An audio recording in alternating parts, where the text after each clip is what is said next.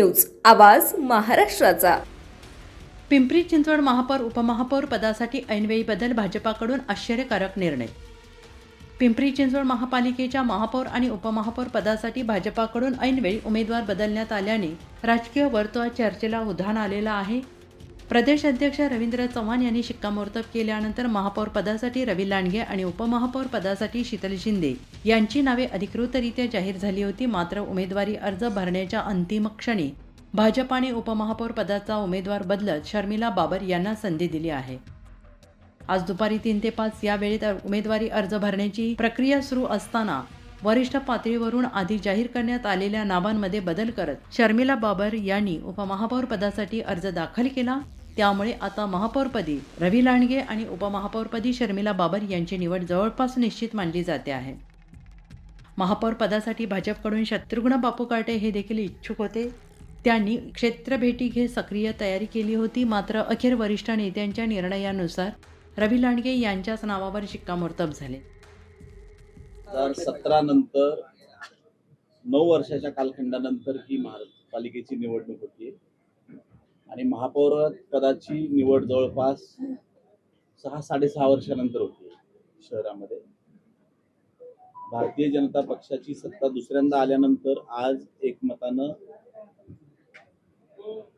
भोसरीतून निवडून आलेले, 2 वेळा बिनविरोध निवडून आलेले रवी बाबासाहेब लांडगे यांची महापौर पदासाठी पक्षाच्या वरिष्ठ पातळीवरून निवड करण्यात आली आणि त्याच्यानंतर त्यांचा अर्ज दाखल केल्यानंतर उपमहापौर पदासाठी शर्मिलाताई बाबर या आमच्या आकुर्डीतल्या भगिनी आहेत त्यांची निवड करण्यात आली. त्या दोघांचेही नॉमिनेशन आम्ही 4ही आमदारांच्या उपस्थितीत सर्वांच्या एकमतानं या ठिकाणी सबमिट केलेले आहे. पहिल्यांदा नाव वेगळंच होतं उपमहापौर पदासाठी, ऐनवेळी का बदललं त्याला काय नक्की कारण आहे? आणि ते नाराज आहेत तशी एक लक्षात घ्या, इथं दिसत नाही, इथं बरेच दिसत नाहीत ना, सगळेच नाराज आहे असं त्याचा अर्थ होतो. त्याचं त्यांचं नावाचं नाव नाव होतं. नाव त्यांचं राज्य पातळीवरून नाव आलं होतं ना, प्रदेशाध्यक्षांनी नाव पाठवलं.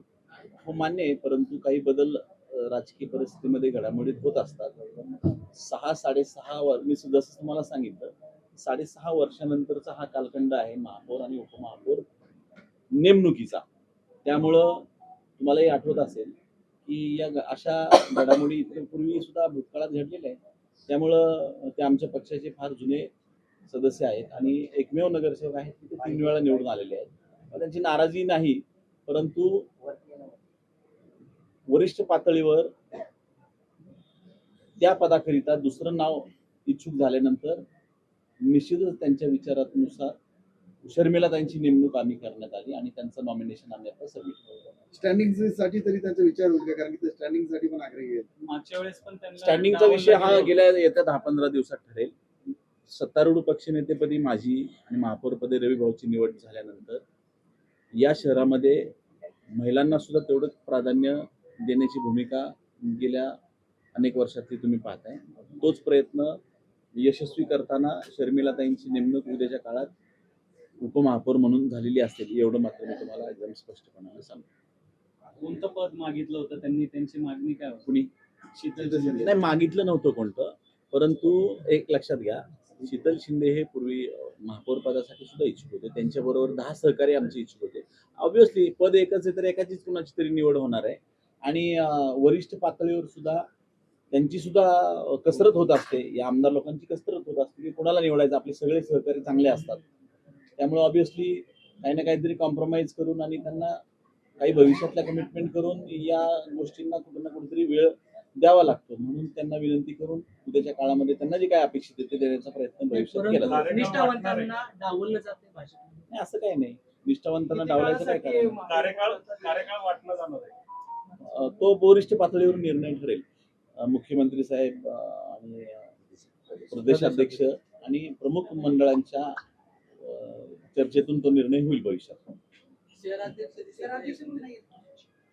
एक लक्षात घ्या, मी तुम्हाला तेच सांगतो, इथं जे आहेत ते आनंदी आहेत आणि जे नाही आहेत ते दुःखी आहेत असं काही समजायचं कारण नाही. परंतु ते देखील महापौर पदासाठी इच्छुक होते ना, परंतु एक लक्षात घ्या, आहेत. तुमच्या माहितीसाठी तुम्हाला जे पत्र सगळ्यांना प्राप्त झालेलं आहे ते कोणाच्या नावाने?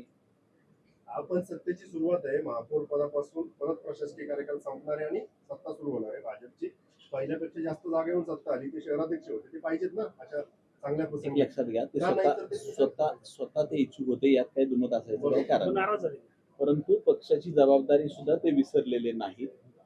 त्यामुळं मला त्यांचा स्वतः फोन आला की जे काही सोपस्कर या पदासाठी जे फॉर्मॅलिटीज ज्या आहेत त्या फॉर्मॅलिटीज तुम्ही करून घ्या, नाराजीचा विषय नाही. आणि मी जसं म्हटलं, जसं तुम्ही आता एक प्रश्न केला की याच्यामध्ये वरिष्ठ पातळीवरून उद्याच्या काळात चांगला निर्णय सुद्धा त्यांच्या बाबतीत होऊ शकतो. म्हणजे त्यामुळे मिळू शकते.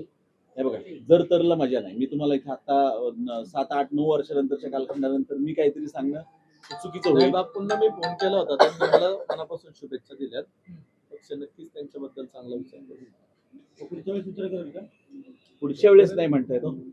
पुढचं वर्ष आता पक्ष विचारातच आहे. पक्षाची जबाबदारी बापूंवर आहे.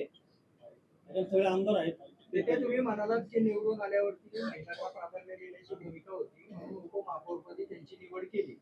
पण आता महत्वाच्या पदावरती महिलेची वर्णी लागणार नाही या अडचणीने महापौर उपमहापौर काय निवड झाली त्याचं काय म्हणजे उपमहापौर म्हणजे लक्षात नाही आलं तुम्हाला. म्हणजे जास्ती महत्वाचं पद महिलांना दिलं जाणार नाही अशी आता अडचण सांगितली. एक लक्षात घ्या, तुम्हाला गतकाळात आठवत असेल तर मागच्या वेळी माई ढोरे महापौर शहराचे 2.5 वर्ष होत्या. त्यामुळे काय होतं, झालेलं आपण विसरायचं नाही ना. त्या झालेल्या ज्या गोष्टी झालेल्या आहेत ना, ताई आमच्या महापौर आहे, आमदार आहे. त्यामुळं भारतीय जनता पक्षाने इथं आमदारकी या शहराला विधान परिषदेच्या रूपाने दिलेली कशी विसरून चालेल. महायुतीतला घटक पक्ष राष्ट्रवादीने महापौर पदाचा फॉर्म न भरता उपमहापौर पदाचा भरलाय. सत्तेत घेण्याचा विचार आहे का भाजपचा? नाही, ते वरिष्ठ पातळीवर निर्णय ठरतील. आज हे बघा, निवडणुकीच्या ज्या काही अडचणी झालेल्या आहेत त्या झालेल्या आहेत. मध्यंतरीच्या काळात दादांची अशी घटना घडल्यानंतर उद्याच्या काळामध्ये आपल्याला विरोधक हा शब्द न राहता आपण या शहराच्या जर विकासासाठी एकत्र आहोत तर त्या शहराच्या विकासासाठी विरोधकांना सुद्धा बरोबर घेऊन जाण्याची भूमिका आहे. त्यामुळे त्यांनी त्यांचा काय फॉर्म का भरला याची उत्तरं मी नाही देऊ शकत. परंतु या भूमिकेमुळे भाजपमध्ये अंतर्गत कलह होऊ शकतो. काय कारण आहे त्याच्यामुळे? आम्ही आमच्या पक्षाची धोरणं आम्ही ठरवणार आहोत.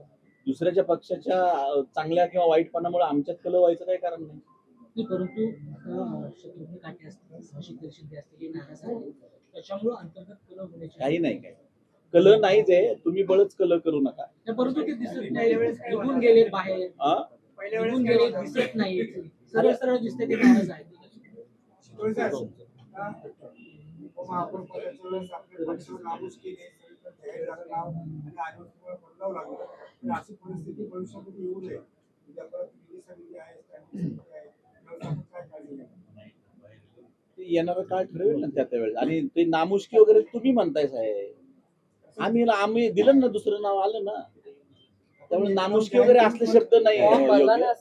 असं नाही आहे. जाहीर करून असं होत असतं. जाहीर साहेब, एक लक्षात घ्या, पक्षाचा निर्णय घेण्याचा जसा अधिकार आहे तसा बदलण्याचा पण अधिकार पक्षाच्या वरिष्ठ पातळीवर असतो. त्यामुळे त्यांच्या आदेशाच्या पुढे आम्ही लोक कोणी जाऊ शकत नाही. त्यामुळे त्या पक्षाच्या आदेशाप्रमाणे, विनंतीप्रमाणे आपण हा निर्णय घेतलेला काय पक्ष आदेश डावलल्यामुळे काय कारवाई करणार? नाही काही नाही. आता जरा थोडा कारभार सुरू केल्याचा आनंद बाळगू द्या. अगोदरच गोळ्या घालायला लागले सगळे. सगळ्यांचे मनपूर्वक धन्यवाद. पुणे तसेच पिंपरी चिंचवड आणि महाराष्ट्रातील महत्त्वाच्या आणि ताज्या बातम्या पाहण्यासाठी महाराष्ट्र 18 न्यूज चॅनलला यूट्यूबवर सबस्क्राईब करा आणि बेल आयकॉन प्रेस करा.